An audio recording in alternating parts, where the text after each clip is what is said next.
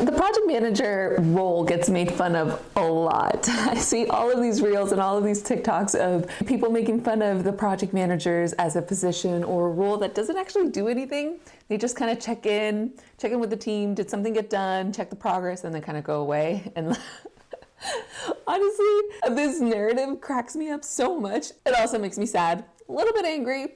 So today I thought that I would walk you through what a project manager actually does, what I did as a project manager, maybe a little bit of a day in the life, walk you through a day in the life of a project manager and the actual roles of what a project manager does. Hi everyone, my name is Carla. I am a project manager at a Fortune 500 company, and I have over 10 years of experience in the corporate world. So I thought I'd share my experience with everyone. In a nutshell, my day-to-day life really looks like a bunch of meetings, a bunch of talking with clients, the team, sub-consultants, stakeholders. It's really just a lot of running around, a lot of talking, and then lots of technical writing and lots of progress report updating the budget, updating schedules, things like that.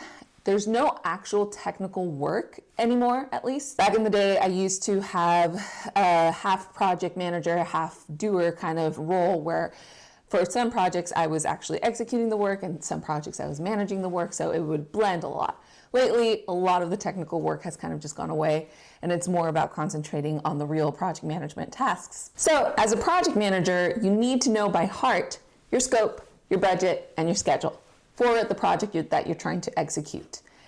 It is also your responsibility to figure out the resource plan and figure out the strategy or the plan on how you're going to execute all the things that you need to do, all the activities that need to happen in order to accomplish the project goals.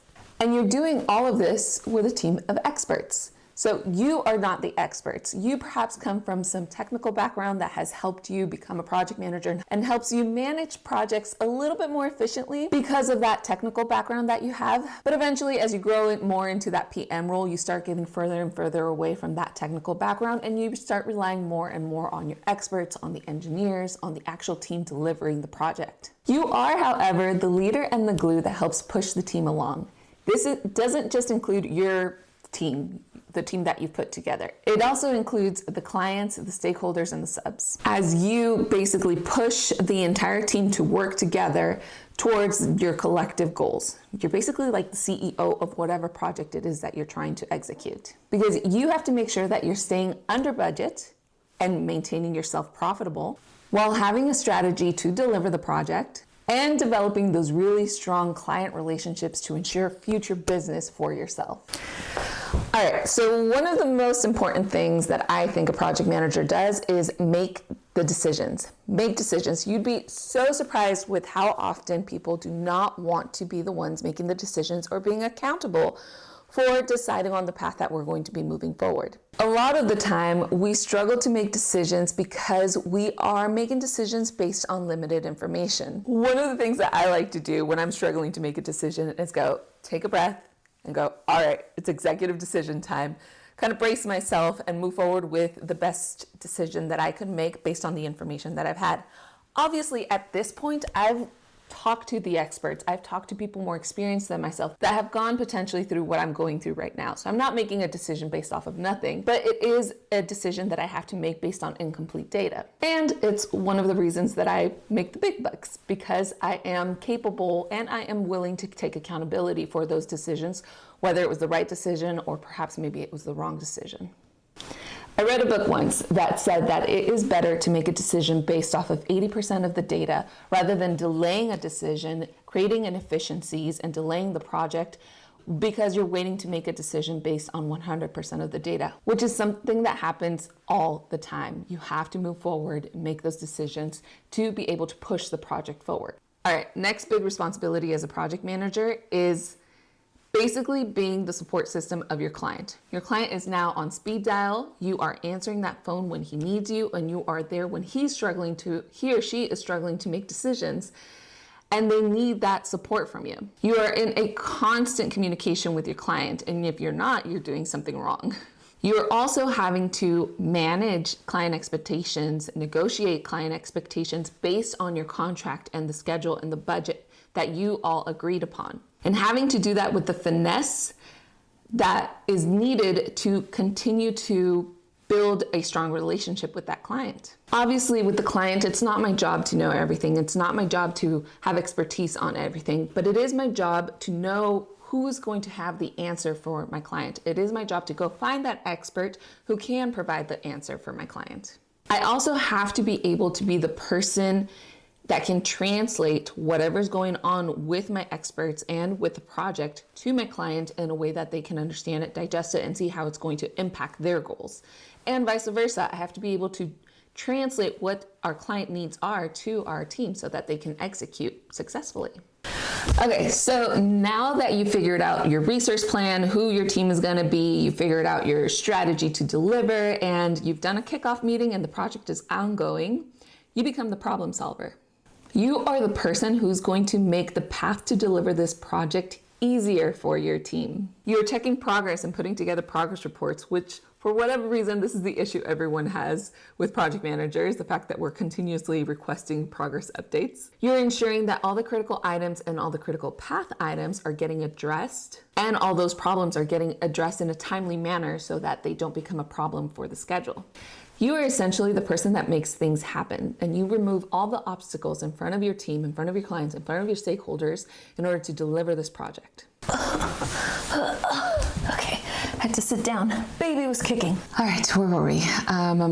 Okay, so one of the things about being a project manager in a large company that I find kind of hard, a little bit difficult, a little bit odd, and a little bit awkward is that when you're building a team to be in your project team, you are not the direct supervisor of any of those people. The experts, the engineers, all of the people that you need on your project, all the resources you need on your project come from different business lines, different business groups, and they're the best people that are needed for your specific project, but you're not anyone's actual boss. So you somehow have to build trust organically with that team. People do tend to follow project managers and be loyal to a specific project manager throughout the years and throughout the projects if they like working for that specific project manager. And so one of the ways that I like to build trust with my team is by having the mentality that I work for my team. I want to see my team succeed. I also want to see them happy. I want them to have a really good work-life balance, and I want them to be engaged and challenged with that project. In my head, if I can help them be successful, it means that we're all successful. Your team is really a reflection of you, and vice versa. So of course, project manager seems like a fancy title, and everyone wants to be the project manager. But being a project manager also means that you kind of have to be okay with doing all of the BS admin work. You essentially become the catch-all person for a project, and the smaller the project, the more those random roles become your responsibility. So you're taking notes, you're updating the progress report, you're doing all the things that seem more administrative. I once had an intern who I thought would want to be on the project management team because I thought it sounded fancy, but she gave me a big reality check and told me, I don't want to do any of the note-taking and admin work. I think I would like it better if I had a more technical, like real job role. She made me laugh so much. She was extremely brilliant, and honestly, all power to her. In terms of personality, however, I think it is a very common misconception that all project managers are extroverts. And I would heavily disagree with this. However, there are many traits, whether you're an extrovert or an introvert, that I think project managers and, in general, leaders share. Here are a couple of them. Project managers are really good at communicating. They're good at communicating confidently, clearly, and concisely. You have to be able to connect the dots for the team, meaning all the interfaces and integrating everybody, making sure everyone's talking to each other. You have to be opinionated. You have to have an opinion on how to move forward with your project, obviously based on guidance from your experts, but you have to have an idea of where your project is going and have an opinion on which direction to go. You also have to be able to execute high-level goals and ideas. A lot of what project management is being able to get out of the minutia and the day-to-day tedious tasks and all of those problems that seem like big issues, but they're not. You have to be able to look at everything as a big picture. You cannot be a micromanager if you're going to be a project manager.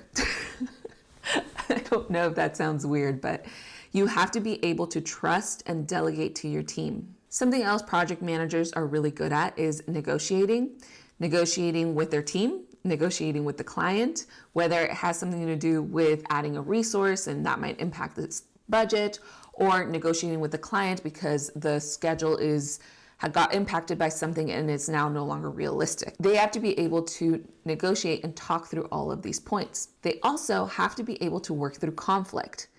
I wouldn't say arguing, but being able to manage conflict and discuss with people how to resolve that conflict is also a major trait of a good project manager. The last thing, oddly enough, project management has a lot to do with optics and politics, whether that has to do with the client and the type of project we're going after and whether that aligns with, corporate goals.